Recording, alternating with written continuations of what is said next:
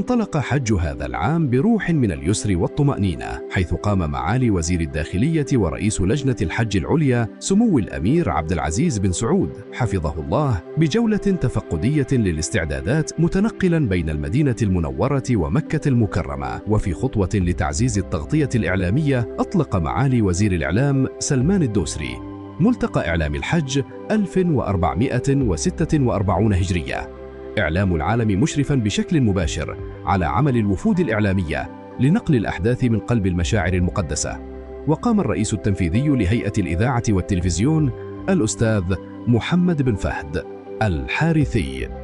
بجولة تفقدية في منى وعرفات للتأكد من الجاهزية الكاملة لتغطية موسم حج 1446 هجرية، بخطة إعلامية وتقنيات حديثة ب12 لغة لنقل شعائر الحج إلى العالم.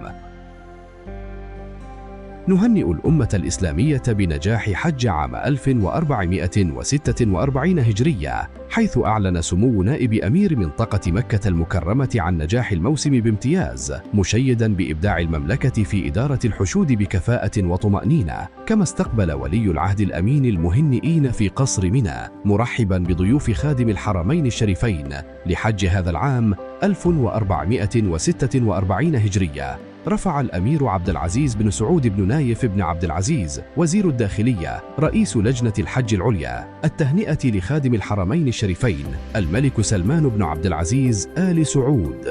حفظه الله والأمة الإسلامية بمناسبة عيد الأضحى المبارك ونجاح موسم حج هذا العام 1446 هجرية في يسر وطمأنينة،